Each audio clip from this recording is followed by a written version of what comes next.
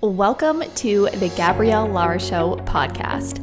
This podcast is a safe space for new and aspiring service-based entrepreneurs. Gabrielle is a niche coach, and her unscripted podcast walks you through the highs and lows of entrepreneurship and how to navigate the in-between. You can expect a mix of business strategies and personal development tips to help you get to the next level with a little bit of spirituality sprinkled in as well. Get cozy and please stay a while. You are more than welcome here. Hello, Kelly, and welcome to the show. Thanks, Gabrielle. I'm excited to be here.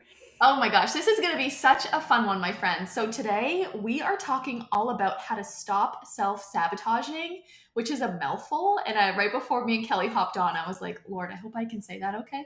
But how to stop self-sabotaging so that you can hit your goals in 2022. And I know a lot of you listening have the goal this year to get that coaching business up and running. Find your niche, find that alignment, and start making a huge impact.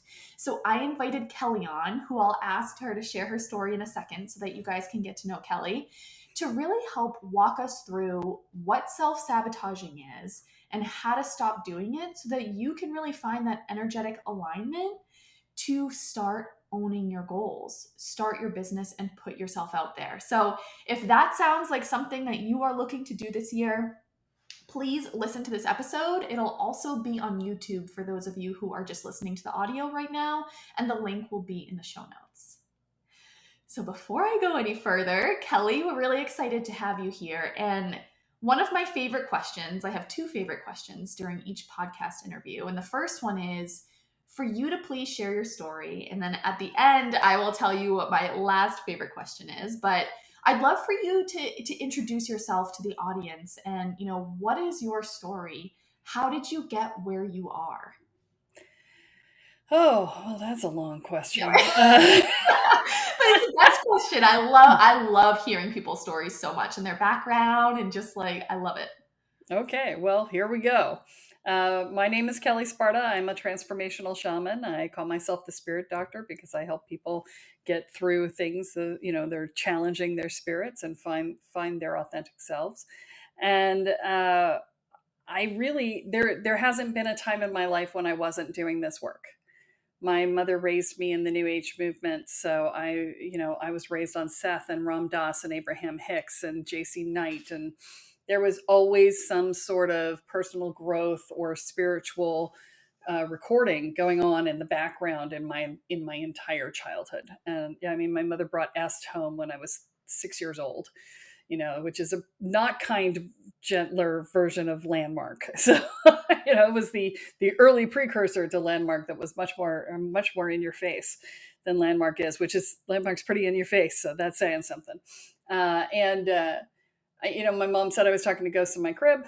And so, she had been psychic in her youth and had been afraid of it and shut it down. And she wasn't able to open it back up again. And so she was absolutely determined that would not happen to me. And so she made sure that I had education in all of these areas to make it normal for me to be psychic and normal for me to talk to ghosts and normal for, all of these weird things that everybody else is going, oh, that's kind of cool, but it's kind of weird, and I'm like, not in my world. And, so, I actually have high school yearbook signatures that read like my client testimonials today. It's kind of interesting. You're I don't know if you're. Oh yeah, no, I'm purposely muted because I will be like, oh my gosh, I always do that through all of them. I actually mute myself when people talk because when I listen back on it, I'm like, Gabrielle, knock it off. Sorry, yes.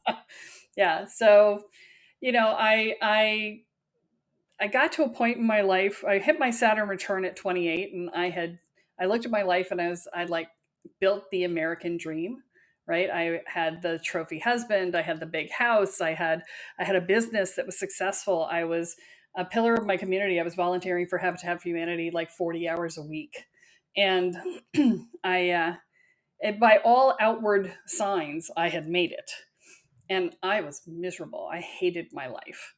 And so I literally just destroyed it. I just took it all down to the ground. I divorced my husband. I had him take the dog. I sold the house. I sold the business.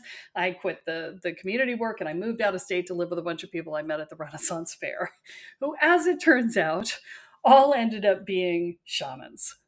Oh my goodness, that is so cool. Keep going. I can't. I know there's more here. I know we're just Well, beginning. yeah, so we spent the next 4 years in what we deemed the magical house, because the house was so filled with magic that we actually had house rules around magic because so many things had gotten screwed up. And so, but I spent the next 4 years in that house doing healing work on them doing healing work on me, us doing ritual together, and basically learning how to evolve as a person, while I was in the process of trying to figure out what I wanted to do with my life. I had been a real estate agent for 7 years. I was a national trainer in the real estate industry for a while after that. Um, but I had to figure out what I wanted to do, right? And figuring out who I was at my essence, right? And ultimately what it came down to is I carry the energy of change, and I'm an initiatrix. That's what I do, is I initiate people from one state of being to the next, and which made me perfect for real estate, right? but So which is why cool. that field works so well for me. But um so I finished the work there and ended up trying to move and couldn't find a place to land, and uh, ultimately I ended up realizing I was on walkabout, and which is spiritual pilgrimage, right? It's you walk out into the world until you find yourself. And I spent a year on the road, homeless, living on $350 a month and the kindness of strangers. Wow. Oh Yeah. my goodness. That's so powerful. Yeah. And so that journey took me 14,000 miles. And so if you listen to my podcast, the opening and closing song is a song I wrote while I was on walkabout about the journey. Oh my, isn't it crazy how it comes full circle? I Right? love these full circle moments. Wow. Yeah. So, and then I came back and I went through my process, which was significant. And interestingly, the program that I run today, I started writing while I was on walkabout. I wrote the first 45 pages of it while I was on walkabout because every place I stopped, people asked me the same questions. And I was like, I got tired of it. I was just like, I'm just going to write it down and I'm going to print out a copy every time I land someplace and I'll hand it to the next person that I stay with. And over the course of the next 20 years, I would write down everything that worked for me in my journey. And that ultimately became the programs that I do today. Wow. That is why it's one of my favorite questions. Kelly, that is so transformative and so cool. Just the fact that like you owned all that and that at 28 years old, you had the American dream, quote unquote, right? And you said, no, I have a higher purpose and I am not fulfilling it here. And come hell or high water, I will figure out how to fulfill it. And that's what you did. Your It's so whole life, as you knew it, you changed. just gone. Yeah. I just ripped it apart and just Yeah. razed it to the ground. Just like, oomph. But to Yeah. have the guts to be able to do that is so powerful. It's so funny because even on the walkabout, everybody was saying, "Oh, you're so brave, you're so brave," Mm, and you just said that just now, and I didn't feel brave, yeah. right? Yeah. Um, and I said this on the walkabout too, which I wasn't taking credit for it on the walkabout, but I will say this about the divorce and about everything else. It was not a brave act; it was an act of desperation. Mm, It was I have no choice. I can either begin dying mhm, or I can start this, or continue dying is probably a better way of saying it because I was already miserable, right? mm. I was using my ability to look ahead at the time, and I said, if I don't divorce him now, it'll be 10 years before I come to this choice point again. I'm like, do I Wow. want to live this way for another 10 years? And I was like, no.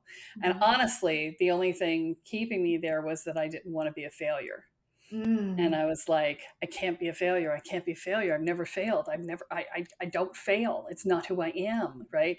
And I finally looked at it and said, I would rather say I failed than be this miserable for this long. Right. Right. I And just, at 28 years old to have that, yeah.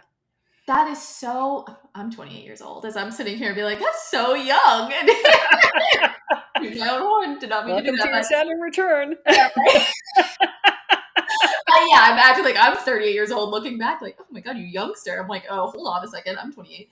But it's to have that realization then and to be able to act on it. Like I would just imagine that so many people would sit on that for the next 10 years. Let's see if it changes. Maybe it'll change. Maybe we'll wake up tomorrow. Like maybe this is just anxiety. But you knew your instinct said, let's go. It's time to go. And you Yeah. followed that. A lot of people I find don't are struggling with the ability to listen to that intuition there. I think I had an advantage because my mother was military. And Mm, so we moved every year or two. And so massive life changes were sort of de rigueur for me. They're just yeah. like, yep, that's just what you do. Right. And, so I didn't, for me, I think it wasn't as um, hard as it would have been for somebody else Mhm. just because I had done it many times. So it was I knew how to do it. Doesn't mean it wasn't hard, don't get me wrong. Doesn't mean Absolutely. it wasn't, traumatic and, grief filled and everything else because I still loved my husband and we had nothing in common and we did not belong together.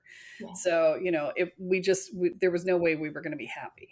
Yeah. And so it was hard, but it wasn't I didn't have a sense of I can't do this, Right. right? Right. Yeah. It was probably just more so like, oh crap, we have to do this. And like now it's time to figure that out. Yeah, and to convince him of that because he really didn't want a divorce. Yeah. So, Oh my gosh. So, a question I have just about your story that I wrote down here on my sticky note is you said that throughout that, people were asking you the same questions. yeah. What were those questions, if you don't mind? If you don't mind sharing, Oh. Ah, wow. Do I remember? Oh, I didn't I know if it was like something prominent to kind of like what you. No, I'm trying to remember. It was basically, effectively it was what became my inner peace program. So it was basically things around fear, right? And how is Mm, it that you're not afraid to be on this path, and around worry, and how is it that you're not worrying about what's coming next, and how are you so brave, and uh, how is it that you're not flipping out, right? Is basically what it came down to. Yeah. I had a feeling it was like all aligned there because I know you mentioned it was like part of your program, and I was like, it just goes to show the journeys that you go through in life, like it can all come full circle if you allow it. Oh, And absolutely. now, like what you navigated then is what you teach now. Yeah. And I think like that, or a piece of what you teach now, I should say, but I think that is what is so beautiful about this industry is you can have these transformational experiences in your life. And as challenging and rigorous and sucky they can be, you can turn that into impact. Absolutely.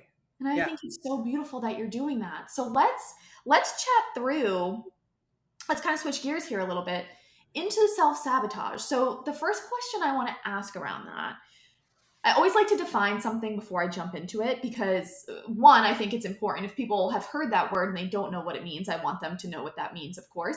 And also, I think it's so interesting to hear people's definitions of it. So, Yeah. like, how would you define self sabotaging? Like, what does that mean to you? Well, so self-sabotage is actually, so traditionally you would say self-sabotage is the act of undermining yourself in some way, right? It's like, well, I say I want this, but I do that, right? In actuality, self-sabotage is a mismatch between your conscious and your subconscious mind. That's good. I can't wait to dive into that. Yeah. Oh, So, yeah, I mean, we have belief structures in place. So, let's say, for instance, you say, I want to make $10,000 a month this year, right? That's a pretty standard goal that you see a lot of new coaches make for themselves. And they say, okay, I want to make 10 grand a month this year. Okay, well, great. However, if you also have a belief that money is evil, you're not going to give yourself 10 grand a month. You're going to give yourself just enough to pay your bills and never any more. Wow. That is so powerful. Okay. Because you're only going to allow in as much as you need to go out, because you can't have money because money is evil, Mhm. right? If you believe that rich people are awful people, then you will never allow yourself to be rich because you don't want to be an awful person, Mhm. right? So there's all these belief structures that can undermine your goals. And so a lot of what you have to do when you're setting your goals is you have to look for those belief structures. So Kathy, she's one of the coaches of my program. She worked with a client years ago who was working on making $1 million a year. He wanted to get to that $1 million mark, and he kept coming right up to the edge of it and then falling back down. And it's because his mother believed that rich people were awful people. And in his mind, $1 million a year was rich people, Right. right? Somehow 980,000 was not, but Pass the test, right? but a million was, right? And so Kathy looked at him and said, "Oh, okay, so you just don't want to lose your mother's love." And he said, "No, I Mm. don't." And she said, "Well, this is an easy fix." And he said, "Well, how do we fix it?" And she said, "Make yourself the goal and say that when you hit $1 million, you're going to buy your mother her dream house." Oh, I love And that. he did that. And Oh, he immediately made $1 million. He tipped over to $1 million and went way beyond, bought her dream house, and his mother walked around telling everybody how wonderful her son was, and look how successful he is, and look what he did for his loving mother, right? oh my Right. gosh. And so, that was, it took the judgment out of the equation from mom, Mhm. right? And so, you just have to be able to identify what those pieces are. And that often is the hard part, because sometimes these things are at a level that's so subconscious that we're not even aware, I right? was just going to say that. I was like I wrote down here, you probably saw me writing. How do you extract these beliefs? Yeah. And that's the hard part, right? This is one of the big reasons to work with a coach, because seeing Mhm. yourself from the outside is so much easier to see the stuff than seeing yourself from the inside. That, Right. and the perspective that you're in is not the perspective you need to hold in order to get to the place you want to be. Wow. You cannot solve the problem with the same thinking that created it. That's a Mhm. Einstein quote, right? You have to Mhm. change the way you think. And so, this is one of those reasons why they say all the time that your income is the average of the 10 people you spend the most time with. And that's because you learn how to think differently and you learn how to set different expectations. And I'll tell you, quite right in your face right now, if you are spending time with a lot of broke people as a coach, you're going to think nobody has any money, and you're going to never find people who have money to pay you. Mhm. You need to go out and spend time with people who actually have money. And, whether that be on Zoom, because, we're dealing with the pandemic and whatever, or whether that be in person. And if you're looking for a place to hang out with very wealthy people, go to real estate investing events, Mhm. because very wealthy people are at those events. There are very broke people at those events too. Make sure you're hanging out with the ones who actually own property, not the ones who wish they did, right? Yeah. But that is a great place to hang out with people who have a lot of money, Mhm. because when you do that, your brain says people have a lot of money, Right. right? And that one shift can make all the difference in you making money this year. Because that was going to be my question. Like, what? So once you identify that belief, hoping that it's not super subconscious, but that's when you would work with the coach to really help nail it Mhm. down, right? Yep.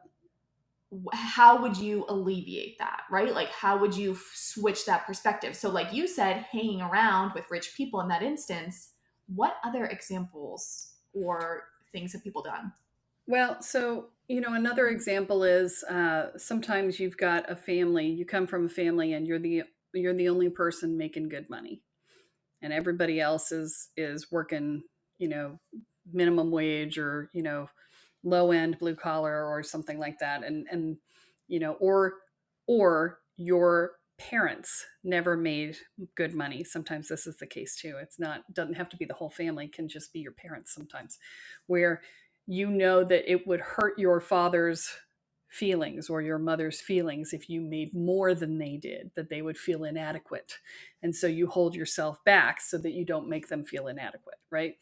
And these are all things that we do subtly, right? So you know, in that case, what you need to do is find a way to not have to express your loyalty to your parents or your family through your income.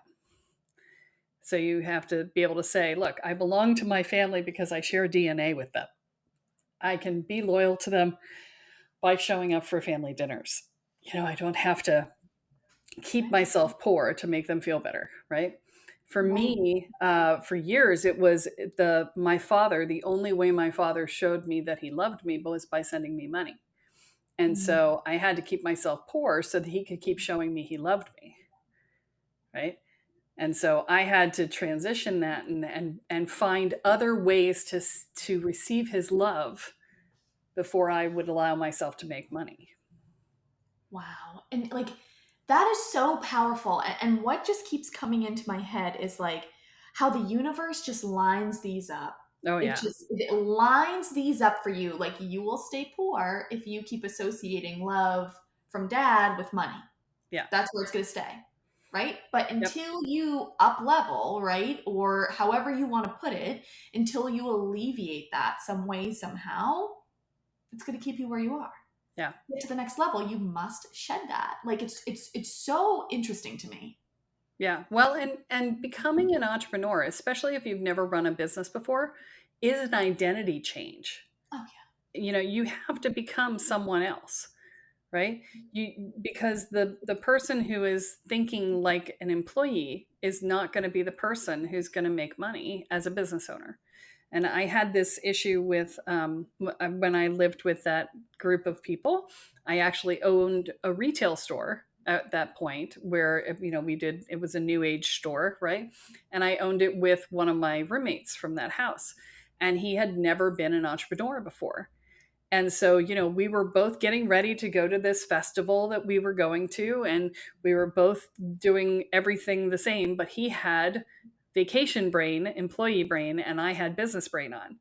And so, you know, we're trying to get this store opened, and I'm looking at it going, well, crap, we're going to go this place. And I know that all of these people in this vendor space that are going to be there are going to leave from the end of that show and have nothing to do with all of that, all of those wares that they had that are left over. And they're all going to just go and sit in their basement.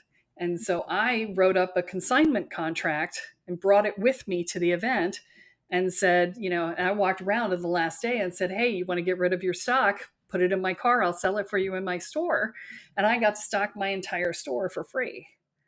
that's awesome. Right. That's But being resourceful. Yep. he had employee brain on, so he didn't do anything. And I was like, dude, we got Mm, to get you to grasp that that you don't turn it off. When you're right. an entrepreneur, you're never not a business owner, right? You're never not. You're always a business owner. Yeah. And so, you know, you have to think of every opportunity as an opportunity, you know? Not Absolutely. everyone is yours to take, but Right. they're all potentially there if you pay attention to them. Oh my gosh, it's so interesting. And I find too that you, like you said, like you have to kind of be in that headspace to be open to them, right? Like whether it's like a spiritual awakening or what, like just having that self-awareness. So something I wrote down here as you were talking is like it's just it seems like just like a higher level of self-awareness to really kind of stop the self-sabotaging because in my opinion like the first step to fixing a problem or fixing a bad habit that you're doing is recognizing that you're doing it, Absolutely. right? It's like Yeah. acknowledging like okay, I'm procrastinating right now because I'm actually terrified to get on the podcast or something like that, you know, like Right. it's that recognition. So do you have any advice for people listening who are really trying to step into that self-awareness, really try to step into that recognition phase of what they could do? So the first thing that I would say is, at the end of every day, look back over what you did for that day and see what you accomplished versus what you just sort of batted at. You know, there are things that we do that we go, oh, I'm working on it. I'm working on it, right? And we just bat it down the road and we never Mhm. actually get anything done, right? And make a goal for yourself every week that X number of things are completed. And that X number of things is going to be dependent upon how complex the things are that you're doing. But I promise you that the amount of time that you think it's supposed to take is like twice what it should actually take, right? Because you're stuck in analysis paralysis and perfectionism and everything else.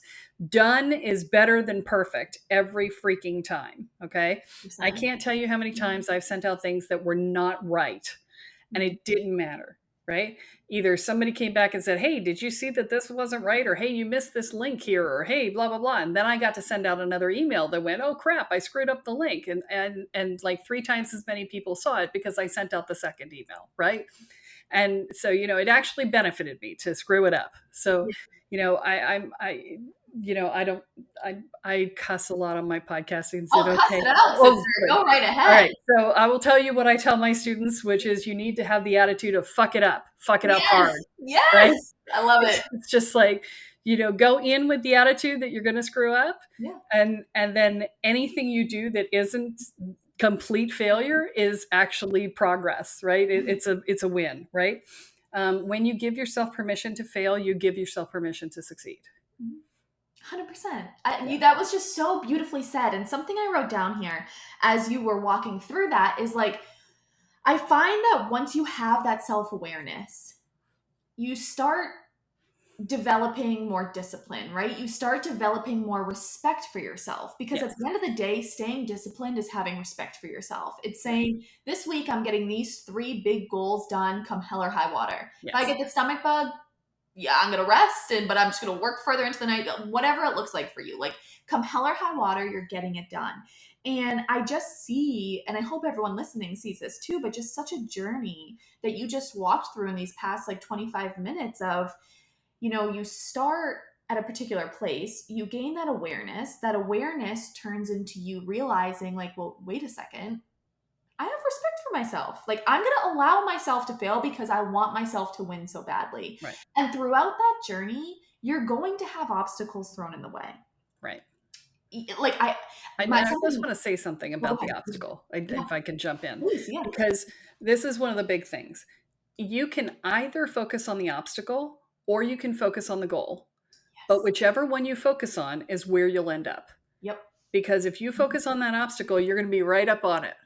You're going to be like, I got my face right up against the rock of the obstacle. Nothing else is visible to me whatsoever. The rock is just so big, I can't see anything. Yeah. But if you've got your eye on the goal, you're going to back up from that obstacle and you're going to look and you're going to say, how do I get over it, under it, around it, through it?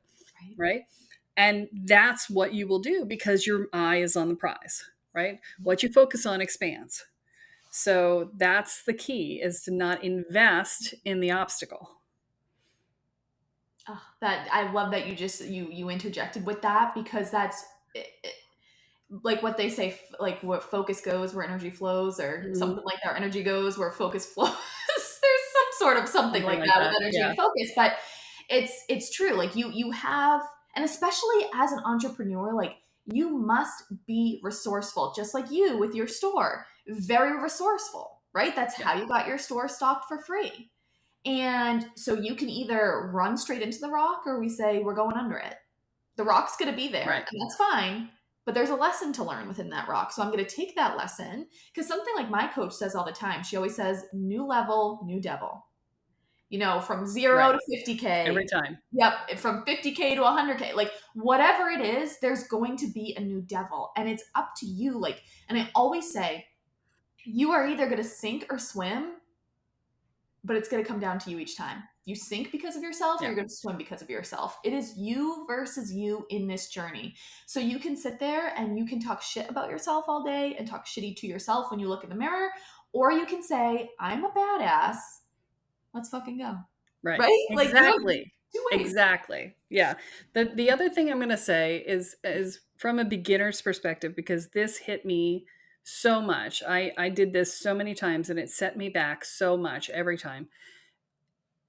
You have to give something more than a couple of weeks to work. Yeah. Right.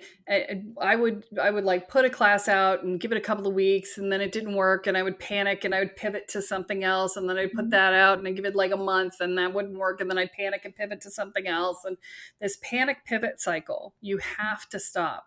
You have to commit. Sit down, step away from the panic, really figure out what it is that you want to do. And this is where working with you is so brilliant, right? Because the determining your niche is so important, and then getting really clear about who they are and how to speak to them and things like that. And that's what you do so well. And so when you do that, when you sit down and do that, then you can commit, and you have to commit for at least a year and do nothing but that one thing for a whole year and pick a path to get there. Don't like scattershot 50 different directions, because no one has the energy to be on every freaking social media platform. Nobody 100%. has the energy to do everything you can possibly do to market your program. You have to decide what you're going to prioritize and then do that and do it well and do it consistently. Right. Consistency is so much more important than the amount of places that you do things. 95% of my business right now comes off of my podcast. That is beautiful. And that's badass, because that's not easy to do. Yeah. I don't know, but it just goes to show you're very consistent in it and you're very passionate about that podcast and you know it is changing people's lives. I think that that is brilliant. And something I would add in there too is like alignment. Make Yeah. sure that like before you jump in that it is in alignment and then you own the shit out of it. Like so many people, so many new entrepreneurs, they just tiptoe around. They dip their toe into the pool. You got to do that damn cannonball. Yes. Commitment. Oh Yeah. my God. Commitment. That could be a whole other podcast. We I should do can't that. even tell you. My God, the commitment is so important. It's literally magical. Yeah. Okay, so this is one of the things that I teach people is energetics, right? Mhm. And commitment is required to call something into being. That is how we call things into existence, is we commit to a path and we say, come hell or high water. You're using the magic words, right? It's come hell or high water, I will make this happen. Come hell or high water, this is going to come into being. And then you take action in alignment with your commitment, and you expect the universe to fall in line. Yeah. Okay. And that is the key to magic. That's it. That is magic right there. Boom. If you want to learn magic, you just did. Yeah. Focused intent with commitment and action. Everyone looks for the secret, right? They're like, well, Yeah. what's the secret? How did this person get to 100K in their sleep over the first night they started their business? Nobody Right? does. Like, exactly. And that's what everyone markets. So it's Right. like, you're always looking, everyone's always looking for that quick fix. Like, it's not going to be quick, but what Kelly just described, that's it. That's as close as you're going to get to it. And now it's a matter of taking action on it. Yeah. And I find that a lot of people listening to the podcast, like what they struggle with, two things. One is finding that alignment, and two is owning who they are and what they bring to the table. Yeah. If you don't do that, you're tiptoeing. The universe picks up on that. Maybe you'll pay your bills each month, just like you alluded to in the beginning, maybe not. But you're not going to hit that 10K threshold or 20K or whatever impact financial goal you have until you step up to the plate and you say, I'm Gabrielle, this is what I can serve you with. Right. And you own the shit out of that. Well, and so there's two things I want to say. So remind me of the second one, because I'm going to forget by the time we get to the end of the first one. So the second one is about money and what to do when you don't make enough. Okay. But the first one is, I want to talk about the fact that everybody says, well, how did I can't do what you do. I can't be who you are. Blah, blah. I wasn't me when I started. The journey got me here, right? So what you're doing along the way is you're building courage. Yep. Every time you do something that scares you, you build courage and you build belief in yourself that you can do it. And every time you let something stop you, you build another layer of bricks in the wall between you and what you want. And so I want you to really think about that as you're working through your day. Every time you let something stop you, you are building another layer of bricks to make it that much harder to get across that next time. Wow.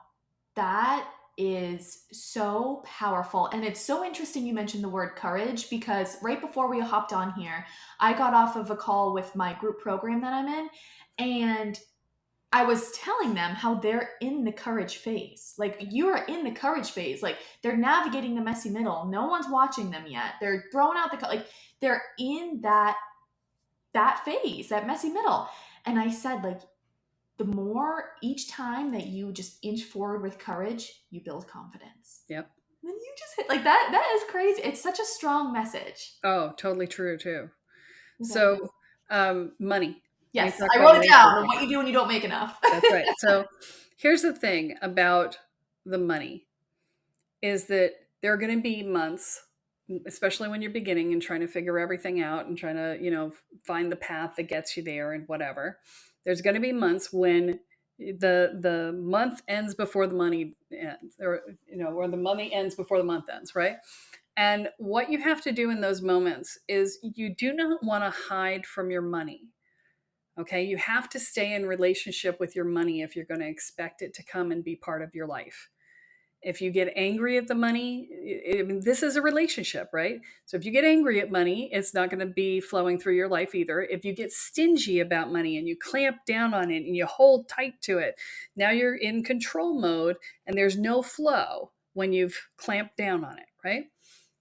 However, the way to deal with this is it's not to ignore it. The way to deal with it is to look at it as though you walked into your dining room and you live with other people. Okay, so we're not going to say it's a supernatural experience. We're going to assume you live with other people and you walk into the dining room and there is a chair upright on top of the table. And you go, well, that ain't right. You go, why is the chair on top of the table? That is not where the chair is supposed to be. The chair is supposed to be at the table. It's not a heart attack. It's not a meltdown moment. It's not a, oh, holy crap experience. It is just a, that's odd. I wonder why that happened. That's how you have to treat the lack of money in your bank account. You have to treat it as a, that's odd. That wasn't supposed to happen. I wonder why that is. I'll have to fix that. Here, let me go take the chair off the table. Here, let me go make some money, right? Mm-hmm. It needs to be exactly that. Because if it's a heart attack, if it's a woe is me, if it's an I suck, if it's a, I'm never going to make this work, whatever, then you are actually damaging the flow of money in your life. Just let it be that isn't the way it's supposed to be, so that you tell the universe that isn't the way it's supposed to be, right? Your thoughts create things. If I'm going to quote messages from the universe, right? Yes, yes. Thoughts create things, right? And you want your thoughts to be in alignment with what you want to create, which is, that isn't right. I'm supposed to have more than enough money at the end of the month. And that isn't what happened here. So what happened? And just to identify what happened. Boom. That's it. So many people struggle with their money mindset, right? And you said it, like, you latch on to that control. Oh, I can't, I've only made 5,000 this month, that I can't do the extra grocery run, or, whatever it is. And you are in that frazzled phase. Yep. What do we think is going to happen, right? It's so that I mean, I didn't expect to go down that route, but that I just feel like is so valuable, because a lot of the women who are listeners of this podcast and in my community, they talk deeply about the money mindset. And because a lot of people weren't raised to have healthy money mindset. Yeah. And it's going to transition into your business and your life. Well, and we have zero, especially in the US, right? We have zero financial education. that Oh. we are given in our lives. And yet our credit score determines our whole life. Hmm. And the ability to manage your money and put money aside and all that other stuff. I have to say, I have spent a lot of time learning about money, and I still didn't manage to manage my money well until I got a copy of the book Profit First by Michael Michalowicz. Yeah. And that book changed my life. It changed Yeah. my business. It put me from a place where I wouldn't file my taxes for years because I didn't have the money to pay the taxes. Hmm. And so I just didn't file because I didn't want the government coming after me. And instead, I ended up paying huge penalties and all this other Yeah. stuff because I didn't pay them and I didn't file. So, Yeah. um, and now I have what I think is going to be like $9,000 extra in my tax account this year that I Yeah. will use to fund my IRA.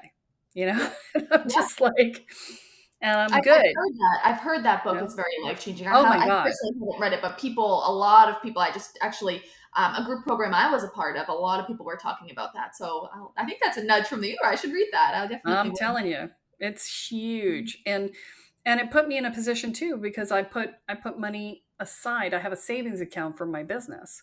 So when my business naturally dips in November and December Yeah. because, the holidays, Mhm. I just pulled money out of the savings and everything was copacetic and Yeah. hunky dory. I didn't have to go into debt. I didn't have to worry about anything. It was good. Yeah. But I wouldn't have had that without that book. That book has changed my life. Yeah, I'll put that in the show notes in case anyone listening wants to read that as well. But I have definitely heard that from a lot of people. So here comes my question my second favorite question of the episode to kind of wrap up with here is what is one thing that you wish you could go back and tell yourself at the start of your business? Oh, just one. Yeah. You can say a few. That's okay. Well, I think the one thing for 1 year to one target market that was the turning point for my business. That was huge. Um, I would definitely tell myself not to rent space because I did rent space early on, and that was a complete waste of money. Um, and I would tell myself to get the book Profit First Yeah. because that would have made everything easier. Yeah. But I think more than anything, I probably would have told myself to get coaching earlier Mm. A lot because of I people say didn't that. get, I was like, oh, I know a lot, and I've done a lot, and I've been studying. I started studying business and millionaires when I was like 17, Mm. and I was reading autobiographies and all sorts of stuff, and I took business school. I took business classes in college, not business. I didn't get my MBA or anything, but I read books voraciously, and I thought, oh, I'm good, and I wasn't. Yeah. I really needed somebody on the outside to look at me and say, okay, here's all the things, and I would have been better off had I taken on coaching sooner and listened to my coaches sooner, Yeah. because I took on coaches and then I was like, oh, I can't do that. The power of an outside opinion. I say Yeah, that all the time. It is invaluable. yeah, Sometimes all it takes, like when I do my niche intensives, like a lot of the time it's the person walking the walk and I'm just kind of guiding them down the path a little bit. Like right, we all know everything we need to know inside of us, but it's really helpful to have that person that you align with, that you feel good with, shake it out of you. I yeah, don't think I don't think I will ever go without coaching in my business ever. yeah. Mentorships, because at the start of my business, I didn't make money for 6 months, and that was why. I thought Yeah. I bought all the courses, right? I copied how You only everyone did else it for made money, 6 months. You're faster than I was. right? Oh my god, it was painful as hell. But yeah, it's that that was why I could do it all on my own. I don't need anyone else, right? Right. Wrong. Yeah, and Egg you in the you got face. smart much faster than I did. So, Yes. I just signed up for another coaching program like last week. Yeah. So you the more coaching the more. Okay, so here's the thing: don't sign up with a coach that you're not going to listen to because that's a waste of both your times Absolutely. and your money. Absolutely. And um, and this was the other thing is that I had a coach very early on say, you're a shaman, you need to lead with that. And I was putting myself out as a business coach at the time, and I was like, oh, but I can't be a shaman. That's, no, people will think I'm crazy, right? Yeah. And as it turns out, he was right. And when I stepped into that, I did great. But You owned who you were. You yeah, owned it what took you me a brought to long the time. table. And I mean, Spirit came at my face with be who you are, be who you are, be who you are for years, 4 years. Yeah. And you put on the blinders and you're like, no, And I was no, like, you what have to does say that yes. mean? I Yeah. don't know what that means. Yeah. And it's stepping I into your didn't want to power. hear it. Yeah. Right. It's stepping into who you are. So, Kelly, can you please, how can people get in touch with you if they are interested in working with you? What does that look like? Right. So, KelleSparta.com, Kelle, Yes. That'll be in the Sparta.com. show notes, everyone. Yep. And if you want to check out my podcast, it's Spirit Sherpa, or SpiritSherpaPodcast.com if you go looking for it online. And in terms of working with me, I work with people around really getting the whole gamut of stuff dealt with. It's not just one piece, right? I work with people to get their personal stuff out of the way of the rest of their life. Mm. And, whether that be their relationships or their business or, anything. And so I work with people to get them through the stages of healing. And that's about finding emotional safety and about solidifying your identity so that you know who you are. So that when Spirit looks at you and says, be who you are around your business, you don't go, well, what does that mean? Right? You know exactly what that means. Yeah, you know exactly what that means, which I really could have used at the time. And then I work with people on clearing out those shadow places, digging out the buttons and the triggers, and getting your baggage down to neatly labeled carry-on size with a nice toolkit on top, right? Love So yeah, so that's the work that I do with people, and it's so important because if you don't deal with those things, I mean, I used to train real estate agents back in the day, and I can't tell you how many deals I watched them blow because they took it personally when somebody gave them an objection, or they took it personally when somebody was upset about something, and they came back and they just blew up the deal because their inner upset had not been processed from the past, and it came and it blew up all over their business. Yep. And I just saw it happen over and over and over again. And it's something that I literally, I have a client that I coached this morning, and he made a deal with a client, and I was like, why did you do that? Because he set him up with something, and he brought him in with a down payment, and with them saying out loud, I don't know how I'm going to pay for the rest of it. And I was like, did you set up any sort of payment plan? He's like, no. I said, well, I'll, that's my job, is to get you to the rest of it. I said, but your program's only 4 months long, and they don't have an established product. They don't have a niche. They don't have a mailing list. They don't have anything. There's no way.